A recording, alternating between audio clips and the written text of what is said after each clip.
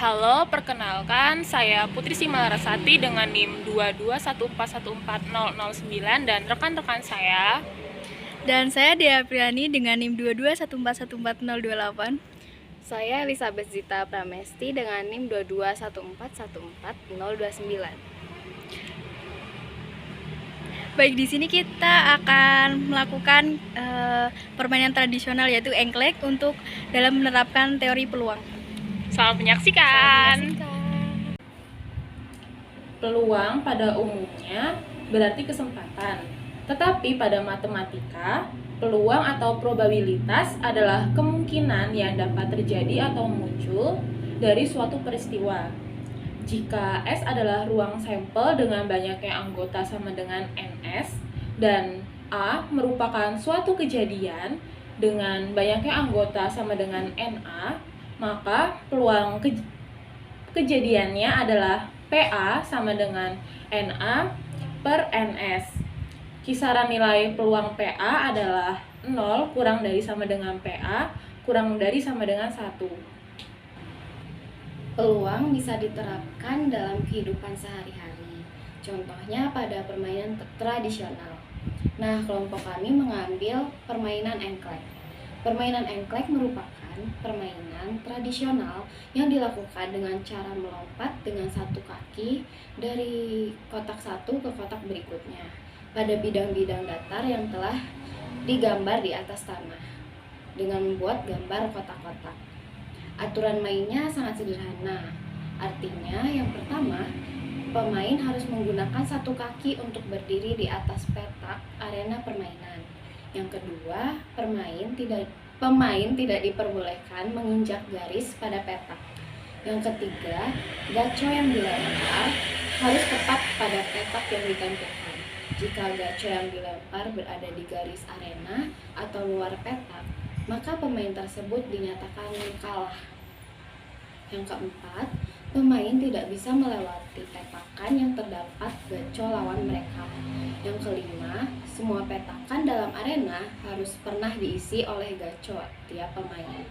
Yang keenam, pemain tidak dapat memasuki wilayah yang sudah didapatkan oleh lawannya. Yang ketujuh, ketika semua arena engklek berada di wilayah pemain, permainan dinyatakan selesai. Yang kedelapan, pemain dengan wilayah terbanyak dinyatakan sebagai pemenang. Oke, tadi kan udah jelasin nih tentang peluang dan permainan tradisional apa yang bakalan kita pakai dalam penerapan teori peluang ini. Nah, kita langsung aja sebelum kita masuk ke persoalannya, kita sebelum main itu menentukan urutan permainan, yaitu dengan melakukan home pimpa. Nah, kita tadi udah melakukan home pimpa, bisa disaksikan. Nah, sebelum kita mulai, kita lakukan home pimpa dulu untuk menentukan nih siapa yang pertama. Oke, Kita mulai home pimpa. Pimpa Layem gambreng. Yeay, aku menang. Putut. apa? Sweetnya gimana? Jepang aja. Jepang. Ini ya? 1, 2, 3. Udah terakhir.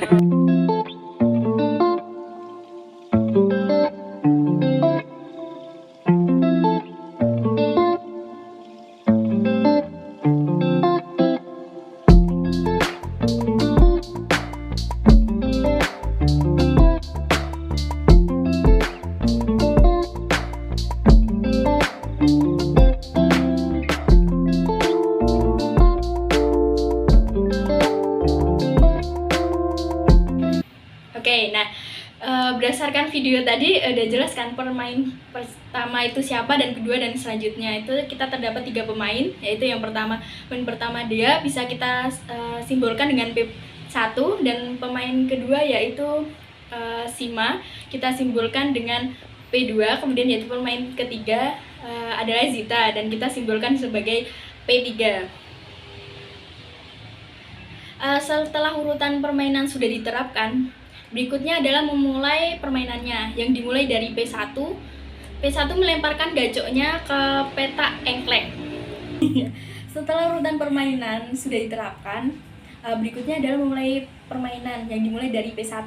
P1 melemparkan gacoknya ke engklek yang pertama. Kemudian P1 bermain dengan melewati semua petak engklek menggunakan satu kaki kecuali engklek pertama. Kemudian P1 melemparkan gacok ke petak kedua dan petak ketiga, akan tapi gacok yang dilemparkan tidak tepat pada petak keempat, sehingga P1 tidak melanjutkan permainan dan permainan dilanjutkan oleh P2. P2 memulai permainan dengan cara yang dilakukan oleh P1. Karena pada pelemparan gacok pada petak keempat P2 juga tidak berhasil, maka permainan dilanjutkan oleh P ketiga. P3 melakukan permainan dengan cara yang sama. P3 berhasil melemparkan gacok tepat pada petak pertama, namun gagal pada petak kedua. Maka dilakukan permainan putaran kedua sampai berhasil melewati semua petak. Oke, untuk data-data selanjutnya akan dijelaskan oleh teman saya. Nah, di sini merupakan tabel rincian keberhasilan pelemparan gacok pada tiap petak. Keterangannya 1 itu merupakan berhasil dan 0 itu gagal. Pada putaran pertama, P1 pada petak pertama dia berhasil, pada petak kedua dia berhasil, pada petak ketiga dia berhasil, dan pada petak keempat dia gagal. Dan untuk P2 pada petak pertama, kedua, ketiga dia berhasil, dan pada petak keempat dia gagal. Dan untuk P3 pada petak pertama dia berhasil, dan untuk petak kedua dia gagal. Untuk putaran kedua, P1 pada petak kelima dia berhasil, pada petak keenam dia gagal. P2 pada petak kelima dia berhasil, pada petak keenam dia gagal.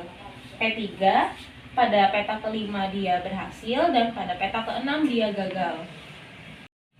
Untuk putaran ketiga, untuk P1 pada petak ke-7 dia berhasil, pada petak ke-8 dia gagal, dan pada puncak dia berhasil. Untuk P2 pada petak ke-7 dia berhasil, pada petak ke-8 dia gagal, dan pada puncak dia berhasil.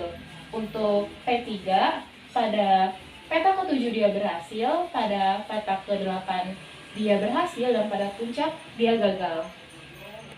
Setelah para pemain berhasil melewati petak engklek yang ke-9, yaitu petak puncak, maka selanjutnya para pemain melempar gacok dengan posisi membelakangi petak engklek. Nah, di sini adalah rincian perolehan sawah yang dimiliki oleh pemain. Pada lemparan pertama, P2 mendapatkan sawah di petak yang kedua, dan P1 mendapatkan sawah di petak yang kelima, sedangkan P3 belum memperoleh sawah. Kemudian pada lemparan yang kedua, P3 mendapatkan sawah di petak yang ketiga, P2 mendapatkan sawah di petak yang ketujuh, dan P1 belum mendapatkan sawah di lemparan yang kedua ini. Selanjutnya adalah lemparan yang ketiga. Di lemparan ketiga ini, P1 mendapatkan sawah di petak yang pertama, dan P3 mendapatkan sawah di petak yang ke-6, dan P2 tidak mendapatkan sawah di lemparan ketiga ini. Lalu selanjutnya lemparan yang keempat. Pada lemparan keempat ini, P2 mendapatkan sawah di petak yang keempat, dan P1 mendapatkan sawah di petak yang ke-8, sedangkan P3 tidak mendapatkan sawah di lemparan keempat ini.